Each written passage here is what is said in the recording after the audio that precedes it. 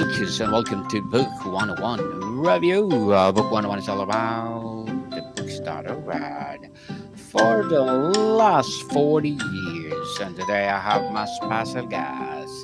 He's a leadership mentor, children's book author, parenting advocate, marine officer, and the future author of The Lead Last, none other than Mr. Olaolu Ogunyemi. Hello, Daniel. How are you doing? I'm fabulous, fabulous, Mr. Olaolu. And can you please introduce more about yourself and welcome on Book 101 Review? Absolutely. Absolutely, Daniel. Thank you so much for having me. First of all, I really love what you're doing. I've taken the time to do some my research and learn more about Book 101 Review, and it's awesome. So, thank you so much for having me. My name is Olaolu Ogunyemi. I am a U.S. Marine officer. I am a husband. I have three beautiful children: a 15-year-old girl, a 11-year-old boy, and a 6-year-old girl. And I'm also an author. I've written three children's books with the award-winning Crow from the Shadow. It's my first book, and I have two other books called Billy Dipper's Time to Shine and Horace the Horsefly, all just trying to increase literacy with young children. I graduated from Grambling State University in Louisiana, also in the United States. From there, I worked very briefly as a computer programmer analyst at Tyson Foods before I went active duty in the Marine Corps, and I've been active duty ever since.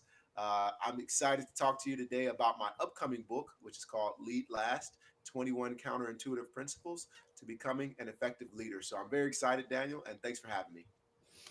Mr. Olaolu Ogunyemi, thank you so much for sharing your knowledge and wisdom to the world.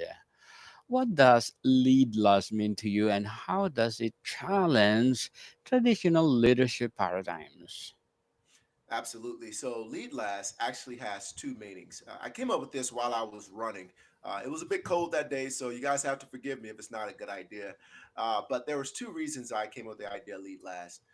First of all, as leaders, we're always taught that we have to come into the room and we have to be present. We have to be filling the room with our presence, and we have to be bigger than life itself. In some ways, it feels like that.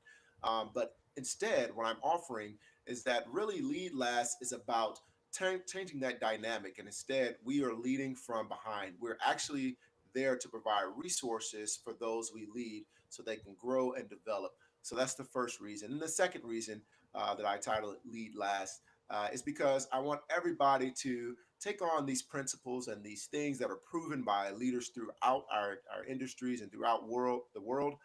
Take on these things so that way we can provide an impact that lasts beyond our tenure with the company and really beyond our time here on earth. So those are the two reasons I labeled the book Lead Last. And so I'm very excited to talk more about it. What was the defining moment that led you to develop these counter initiative approach to leadership? Absolutely. That's a great question, Daniel. Really, it was as a leader, I started off very insecure. And that came really from being a child, things that I was made fun of when I was little. And I never dealt with that as a child. And as I grew older, I learned there's things that I should have dealt with a long time ago that I didn't deal with. And now, as I'm trying to lead my family and I'm trying to lead at work, I'm now projecting issues onto the people I'm leading.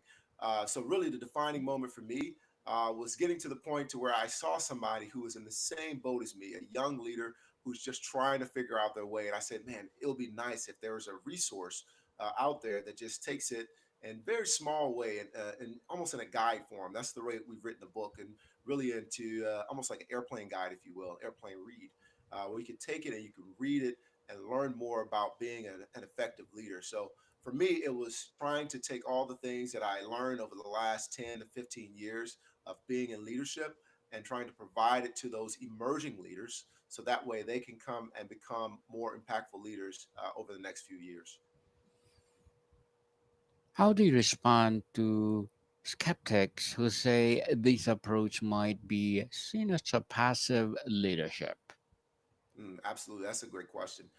Because the first thing is when we look at passive leadership, usually when I hear people talk about that, They're really describing something that they don't truly understand. Because being a leader and providing resources is far from being passive. It's actually more active than you may think, because there's three ways that I've broken it down. The first thing is you have to get to know yourself. And that requires engagement from yourself. It requires you to do research. It requires you to sit down with a counselor. It requires you to be active in your own life and learning to know more about yourself. And then, secondly, you have to get to know the people you're leading. And again, in order to do that, you have to spend time with them. I tell people, I encourage people to get your hands dirty, get in the water, get on the line with them, get to know them, truly get beyond the surface level knowledge of these people. So that way you know exactly how to lead them, because you can't lead effectively if you don't know the people who you're trying to lead. And then the third thing, this third section of the book, as you'll see, is it's all about creating a culture in which everyone can thrive and become the best versions of themselves. So it's far from passive. In fact, it's the opposite of passive. You, as a leader, though you're now doing your best to provide resources to everyone else, it's not that you're sitting back and allowing the company or allowing people to come in and do whatever they want. You're really coming in and you're providing resources for them so they can thrive. Let's talk about the practical application, Mr. Olalu. Can you share a specific example where putting others first actually created better leadership results? Absolutely. So I have several. So there's been times, and the one of the things that we have in the Marine Corps, there's always a debate, and I know this thing sort of exists in a lot of industries, to include corporate America. But I'll talk about the military right now, because there was always this assertion that you have to have either someone who's going to accomplish the mission, or you have someone who is going to take care of the people who are responsible for accomplishing the mission. And then eventually we got to the point where we realized that that is not, it's not supposed to be a paradox. It's not supposed to be an inverse relationship between the two. They're supposed to be hand in hand. So if you take care of people, they will take care of the mission. One example I have is that I've been in many times, many places myself, where I was not effective in life circumstances happen. For example, my son was diagnosed with complex partial epilepsy, and I needed to be there for my family in that moment, when in his early diagnosis, so we can figure out things, so we can get him to safety, and so on and so forth. Luckily, I had a leader who was able to get me to my son and get me to my family and care for them, so I can give them the care that they needed. And once I was able to provide that care for them, when I got back to work, I was able to focus on the work that I was doing, and I was able to provide 100% of myself at work. Whereas if I were to be trying to split between the two, figure out what's going on in my family while I'm trying to figure out what work, I'm just not being as effective as work that as I would have been. And so it's not necessarily just about putting others before yourself, or any kind of other generic sacrifice. It's really looking out for that person and providing them exactly what they need to thrive. Very well said, Mr. Olalu. Beautifully articulated. How does lead loss work in high pressure situations that seem to demand immediate top down decisions? That's a great question. And there's times that you will have to give top down decisions. And really, what I believe is if you're in the room with them, if you're getting dirty with them, no one is going to worry about a top down decision when the leader is there with them. It gets a little bit strange when you're in high pressure situations, such as the ones that the military offers, when the leader is miles and miles removed from the decision, because it makes it a little bit hard for people to adjust and make those decisions, and work alongside the people who are trying to lead and figure out. So, really, I think the best advice, if you're in a high pressure situation and you have to make immediate decisions, that you are at the point of friction, as we say in the Marine Corps, or you're at the point of where the actual issue is happening. So that way you can make these immediate decisions. And really, what's more important is that some of your people who are around you get to understand your thought process. They get to see how you came to the decision that you're making, because they're getting to see the information that you're receiving. They get to hear the information you're receiving. So that way, when you make the decision, they know that you're making a decision in their best interest, and you're not making it from a place where you're miles removed from the problem. What are the first steps someone could or should take to transition from traditional leadership to lead less? Great question. So the first thing I recommend again is to get to know yourself, understand the things that you've done over these years that may not have been healthy, or the things that you're doing now that actually contribute to your physical, mental, emotional, and spiritual health. What I say is that you should establish your habits, daily habits, or rituals that allow you to build those four key areas. Again, that's physical, mental, spiritual, and emotional. For me, I wake up every morning at 4 o'clock. I don't recommend everybody does it, but for me, that works. And then you go into some form of ritual, some habits that help you build out those things that allows you to provide your best to everyone you encounter. And then once you do that, as you start to understand yourself and know who you are, the next step I would say is to get to know the people who you're leading, as I said. And what that involves is that's actually asking them questions beyond your normal transactional questions at work. What that looks like is just asking them how's their family, asking them how was the weekend. What I would recommend is you steer away from using work hours. So if there's work to be done, don't distract others when they're supposed to be accomplishing the mission or the company goals, because that's company time. And I also recommend avoiding some of the topics that tend to divide us, the divisive topics like politics, religion, and things of that nature. Stick to things that we can talk about around a picnic table, around a lunch table. Again, really, it's just getting to know people. But that starts with getting to know yourself and understanding what you need to improve upon before you can try to help someone else grow. Let's talk about the team dynamics, Mr. Lalo. How does lead last change the way you build and develop teams? Absolutely. So the first thing is that you start focusing everyone on a mission. So one of the concepts that we discuss in the book is that you have a single belief point. So everybody has to have a point, and it sometimes it could be the company's mission. If everybody relates to the company, if it's one of those organizations where everybody comes in, they have great core values, and the culture is already built, then that's an easy way to point everybody towards the company mission. And that's how I describe it. I describe it as a triangle. Everywhere, every day, we're going to be somewhere along the triangle. We're doing our own thing. But if we all have a single belief point and we have something that we can come back to, that helps us to continue to increase the camaraderie and help out those team dynamics so we can grow and develop as a team. So, really, it's again, it's getting out with people, it's getting to know them, it's getting them through team building exercises, it's letting their voice be heard. It's not about making sure they're the loudest ones in the room, but it's about giving them a voice to solve problems and letting them know that, hey, you are part of this process. Everything that's happening in the company and everything that's happening on this team will happen because you influenced it in some way. And so, really, it's just bringing everybody in as part of the team, make sure they have a single belief, and giving them a voice so that way they can contribute to the overall mission. What's the most surprising benefits you have seen emerge from this leadership style? The most surprising benefit, I would have to say that it's when you start setting your own personal goals and you start living out what it means to improve yourself. The most surprising thing was to watch everyone else start to set their own personal and professional goals to achieve something as well. And what was even more surprising is how that poured into the workplace. And I'll give an example.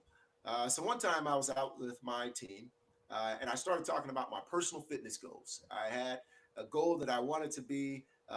Basically, I wanted to be just like Michael B. Jordan when he's in a movie. He's been in all the Creed movies. He's been on movies like Black Panther. And I wanted to be just like him. I said, I want to look like him when I look in the Mhm. mirror.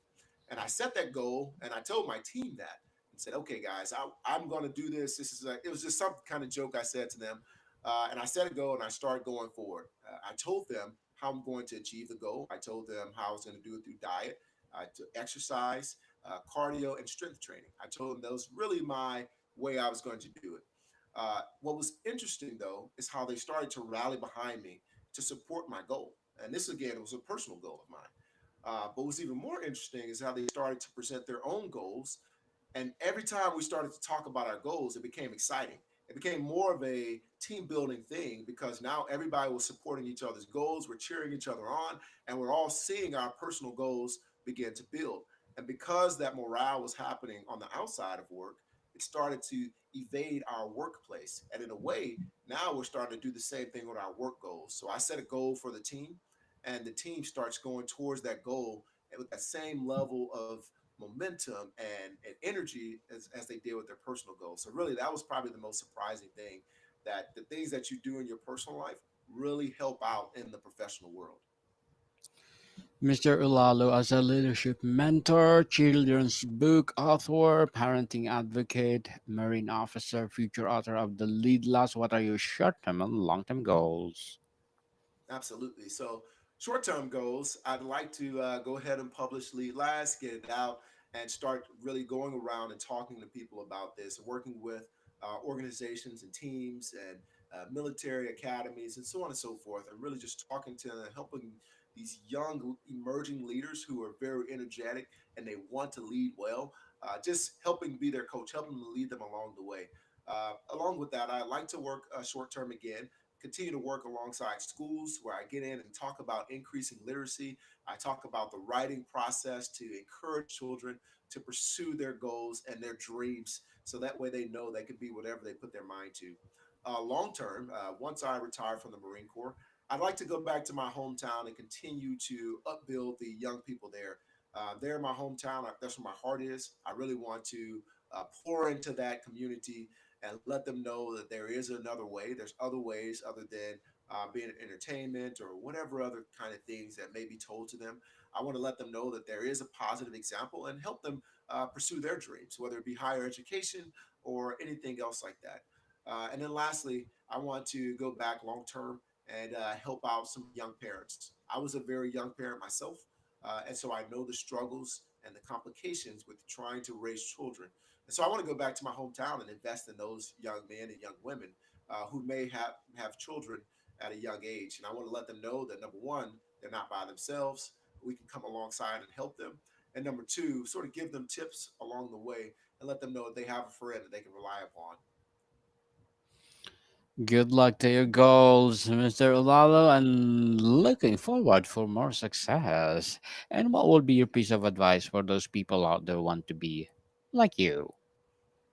Absolutely. So first things first, the fact that you're listening to this, you're on your way. You already have your very first step, and that is continue to educate yourself, continue to build your mind, and continue to learn more from people who you want to aspire to be like. I personally have a lot of people who I aspire to be like. I've already presented Michael B. Jordan, but there's many leadership experts, there's many authors out there, there's many podcasters out there who I want to be like. So what I do is I mark them first of all, and I watch, I study what they do. I pay attention to what they do. I read their style. I understand how they talk to people, how they interact, how they socialize with people. And I look at their biography, and I just do all these things to try to understand who this person is in context of their lives. And then I'd say for those who want to go out and write and want to be leadership advocates, the first step is to just start. Stop waiting. Start building your habit today. If it's 10 minutes a day, whatever it is, always tell people there's four steps that I say, and I use an acronym that's DOPE. The first one is dream. So I want you to have that dream again. Think about that big idea that you had and stop allowing life to beat it out of you. So dream again. Offload, that means take everything that's in your mind that you're dreaming and put it on paper. Draw it out, write it out, put it on a whiteboard, whatever you need to do, get it out of your head. Then I tell you the plan. And this is the first time that you take all your current reality, your current resources, and you apply it to whatever that thing is that you just wrote down on paper. And then once you create that plan, you identify who needs to be involved, you identify what resources you need, and so on and so forth. The last step is execute. So I want you to go forth and execute with, I just do it as hard as you can with all the energy you can. Again, so that's dream, offload, plan, execute, and always, always, always study the people who you want to be like. Start acting like them today. And I really, really believe that you'll be what you want to be. Thank you for that advice, Mr. Olaolu. And can you please recommend a book or books that influence your journey? Absolutely. So I have a few, and so many that sometimes it's hard for me to think of it. So I would say the first that I'll recommend is called Atomic Habits. If you haven't read that book, highly recommend it because it's one of those things that I know it's a great book, and it's one of those things that if you read that book and you start applying some of the logic, you'll be able to grow from there. Another great book is called Good to Great, and I recommend that one.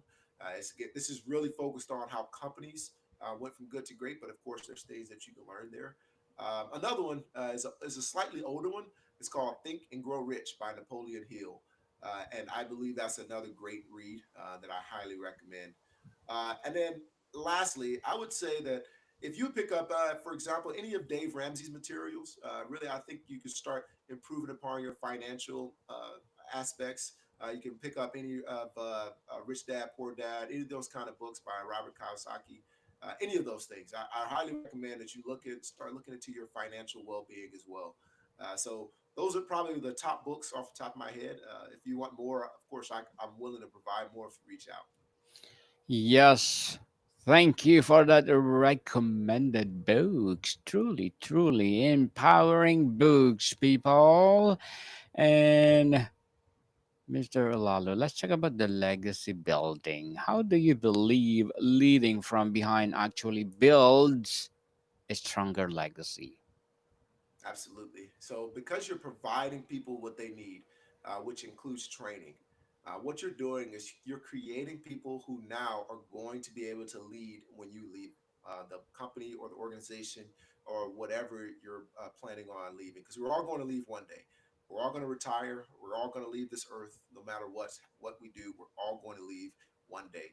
And at some point, we have to ensure that we train somebody, we resource somebody to come take our spot, and that's really what Lead Last is all about. So that's what in really providing resources to other people is all about. It's giving them what they need so they can come take your spot. And that's what legacy is about. It's about thinking about who's next in line to come take your spot and even do better than what you did. One of the keys there is to document everything. That's really one of the practical advice, the practical things I tell people. Make sure you're documenting the things that the successes that you have, the ways that you came to decisions, whether it be writing or taking a journal or writing a log, whatever you need to do, make sure you're capturing those things, recording them, so that way the next person can come in and do even more than what you did. And that's what legacy is all about. It's starting where you are and creating a bit of a floor for what everybody else to start build upon. And that's what I believe legacy is all about.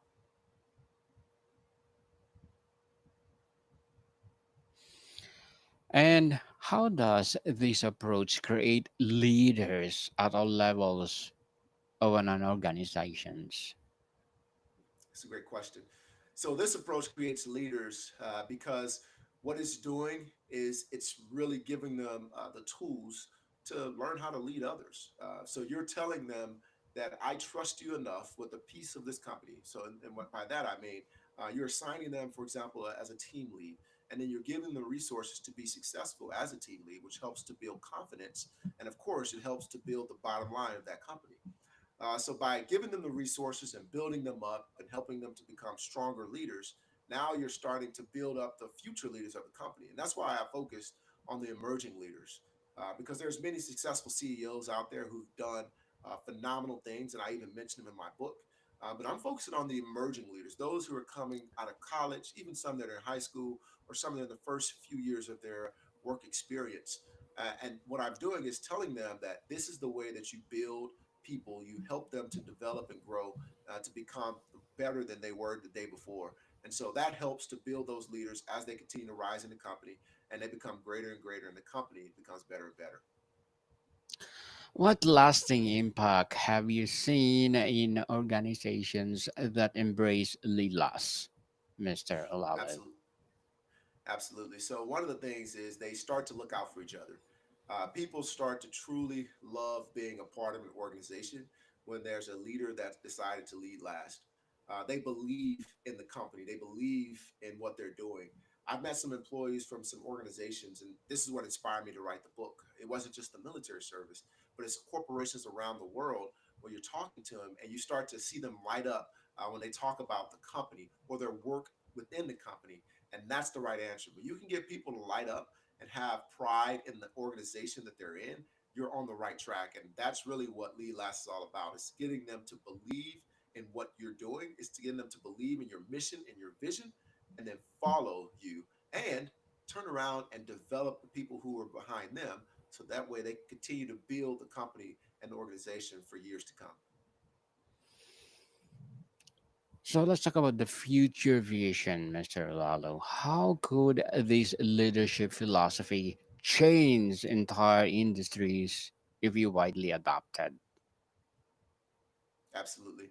So there's a few things in there. So I talk about everything from leading people to leading technology. So we're in a world where artificial intelligence and automation is becoming a real thing. So understanding how people interact with these things and understanding how much education we need to learn these new technologies is important, because what we are now doing is taking these technologies and we're advancing these companies in such a way that the impact is growing beyond what we have even seen for many years. I was doing research on companies, and really what we're seeing now is that companies are growing in ways that we just didn't expect.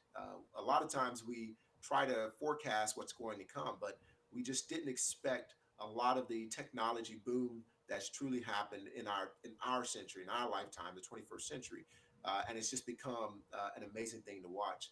So as you continue to apply these principles, what you're realizing you're doing is you're helping individuals grow, which of course, once individuals grow within your organization, your company begins to grow. And regardless of industry, if you have people who are willing to invest themselves in the company and are willing to stay in the company after you've invested in them, then your company is going to grow because you're retaining the best talent and you're bringing in the best talent from the beginning, and you're beginning to create this great organization that could grow and thrive, all because you decided to invest in people and make sure that you're growing them from the bottom up. Very well said again, Mr. Olalu.